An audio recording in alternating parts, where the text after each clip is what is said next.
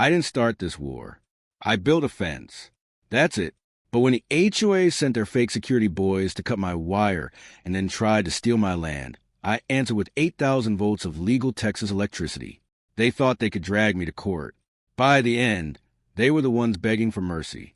I've lived long enough to know one simple truth. Peace never lasts forever.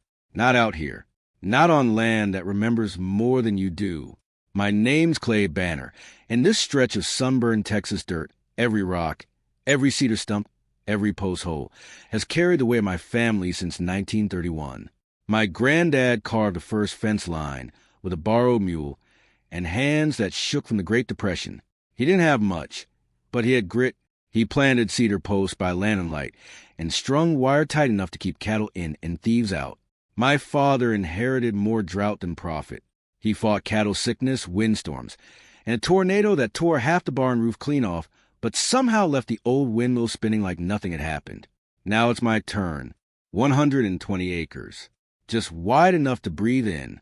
Just quiet enough to hear yourself think. Most mornings start the same. Before the sun clears the ridge, I step out onto the porch. The air still smells cold at that hour. Cedar, dust, and whatever the coyotes left behind on their night patrol. My boots find the same worn grooves along the porch boards. Duke, my old blue heeler, trots beside me, yawning like we're already behind schedule. By 6, I'm checking cattle, tapping troughs, listening for that hollow echo that means the water dropped overnight. Then it's fence inspection, line by line. Not because I expect trouble, because trouble finds you faster if you stop looking. For most of my life, that routine kept the world at the right distance. The town knew me. The sheriff knew me. The real neighbors respected a man who worked his land and minded his business. Then the world shifted. It didn't roar in. It crept. Clear Hill Acres, a development that rose beyond my northern boundary, like a rash on clean skin. Streets carved too straight. Lawns trimmed too close. Houses stacked in perfect rows that never matched the curve of the land. They carved a road where cattle used to wander, planted trees that had no business surviving Texas heat, filled homes with folks who liked the idea of the countryside without respecting its reality. At first, I didn't care. Let them argue about mailbox colors and bird feeders. My deed was older than their subdivision. My land was registered before HOAs were a glimmer in some developer's eye. Still, when they built that road close to my fence line, something tightened inside my chest. Not anger, instinct, the kind you get before a storm when the sky still looks clear. So I upgraded the northern fence. Not to provoke, not to posture, to draw a clean, strong line between clipped hedges and open pasture. I sank every post myself. Treated cedar with steel cores, straight as rifle barrels. Ran wire tight enough to hum when the wind shifted. Mounted solar cameras every 50 feet. Hung signs every 10. Private property, no trespassing video surveillance. If a man can't understand that message, the problem isn't the sign. When I finished, the sun was dropping low, turning the whole fence into a copper ribbon stretching toward the horizon. I felt proud, peaceful. That was my mistake. Peace is fragile. And some folks can't stand seeing a line they didn't draw. It started small. Joggers slowing down. SUVs lingering. Teenagers pointing at my cameras like they were props in a theme park. I ignored it until the first envelope arrived. Cream-colored, embossed seal, addressed not to Clay, to property owner, northern boundary zone. No return address, just a name at the bottom. Bradley Sloan, President, Clear Hill Acres, HOA. I open it on my porch, read the first line, and laughed, long, slow, disbelieving. They claimed my fence was non-compliant with established aesthetic standards of the Clear Hill Acres community. They require removal within 30 days to preserve neighborhood harmony. Harmony. My land is rugged, dusty, sun-baked, stubborn. Harmony ain't part of the vocabulary.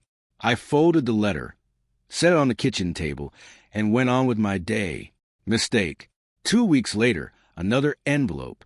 Heavier, more official.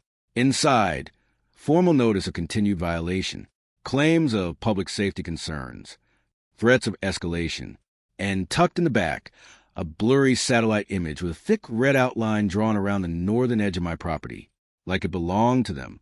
That part didn't make me laugh. So I wrote back, on lined notebook paper, all caps, partly to annoy them, partly because it felt right. I attached copies of my deed, parcel registration, historic boundary maps older than their entire board combined. Signed it, Clay Banner Owner. Independent as hell. God bless Texas. And mailed it. For a couple weeks, it went quiet. The dangerous kind of quiet. Then came Thursday. Motion alert buzz while I was knee-deep in mud fixing a water valve. Camera 6. North fence. 2 men in HOA polos. Khaki pants. Clipboards. The skinny one snapped pictures through the slats. The heavier one traced his hand along the rail. Then he climbed. Didn't read the sign. Didn't knock. Just climbed. I didn't confront him.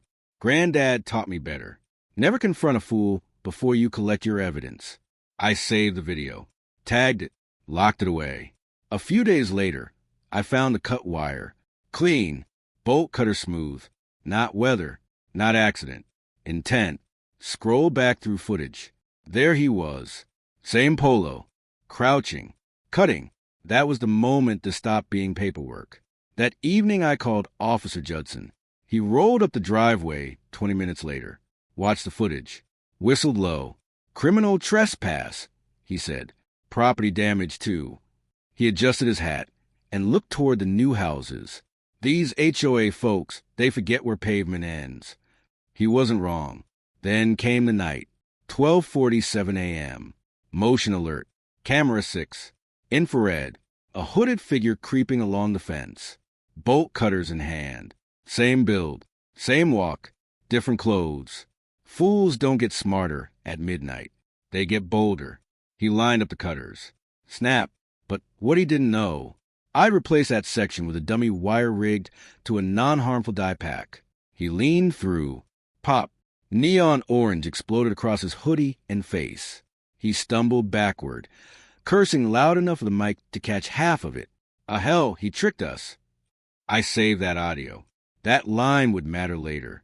Sheriff Hayes showed up not long after. Watched the footage. Didn't blink. Well, he said calmly, that's trespass. He shined his light at my signs. Electric? Not yet, I said. Legal when I do. He gave me that knowing smile. Clay, this won't be the last time. He paused before leaving. They don't want your fence.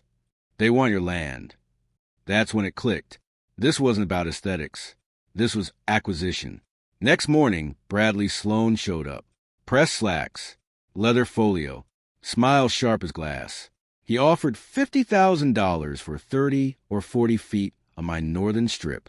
Mutually beneficial, he called it. I recorded the whole thing.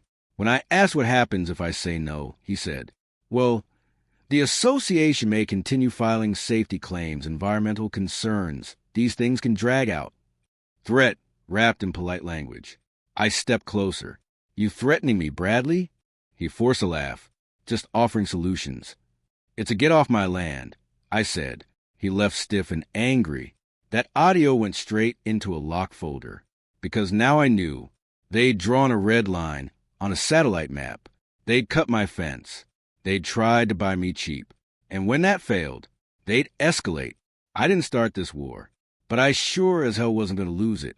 The restaurant remained frozen in silence long after her final words in Arabic settled into the air.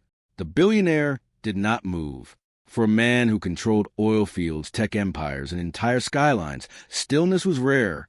Yet now, he stood there, eyes locked on the trembling waitress, searching her face as if it carried a memory he had buried years ago. Where'd you learn that dialect? He asked quietly in Arabic. The security team shifted uneasily. The manager looked confused.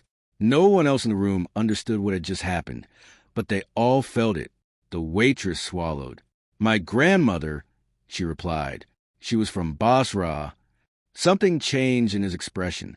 Basra. He hadn't heard that name spoken with tenderness in decades. He stepped closer, waving his security team back.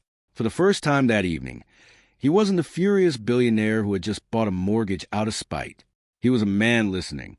My family is from there, he said slowly. The waitress nodded. I know. That startled him. She continued, voice steadier now. My grandmother used to tell stories about a young boy whose father built a shipping company from nothing. A boy who used to sneak food from the kitchen to give to dock workers when no one was watching. His breath caught. That story, he said carefully, was never public. My grandmother worked in your family's home, she said softly. She said you were the only one who treated her like she mattered. The dining room felt smaller. The anger that had filled him moments ago began dissolving into something far heavier, memory. He looked around at the restaurant he had been seconds away from destroying. He had bought the mortgage in a flash of pride, irritated by slow service and careless management. He had intended to make a statement. But now, the statement fell hollow. Why didn't you speak sooner? He asked her. She hesitated. Because people like you don't usually listen to people like me. The word struck harder than any insult. For years, he had built a reputation as ruthless, decisive, unstoppable. But somewhere along the climb, he had stopped being the boy who cared about dock workers and kitchen staff. He turned slowly to the manager, who was sweating through his suit. Is this how you train your staff? He demanded, not with rage this time, but with disappointment. The manager stammered. Yes, sir, we... She shouldn't have to defend your restaurant. The billionaire interrupted. You should... The room waited for the verdict. Instead of walking out, he returned to his table. Bring me the check, he said calmly. The manager nearly collapsed from relief. When the bill arrived, he studied it quietly. Then he signed something far more significant than the receipt. He pulled a folder from his briefcase, the mortgage agreement he had purchased earlier that evening. With deliberate motion, he tore it in half. Gasps echoed across the room. I did not build my empire to destroy small businesses because I had a bad meal, he said firmly. I built it because someone once believed in me when I had nothing. His eyes found the waitress again. What is your name? Layla, she whispered. Well, Layla from Basra, he said gently. You just saved this restaurant. Tears welled in her eyes, but she didn't bow, didn't shrink. She stood tall. Not just saved, he added. Improved. He turned back to the manager. I'm investing instead. New training. New management oversight. I'll send consultants tomorrow morning. The manager blinked. You're partnering with us? No, he said evenly. I'm holding you accountable. Then he faced Layla once more. And you, he said, start tomorrow in my foundation's hospitality leadership program. Full scholarship. If you can speak truth to power like that, you belong in boardrooms, not hiding behind menus. She stared at him in disbelief. I don't have the education.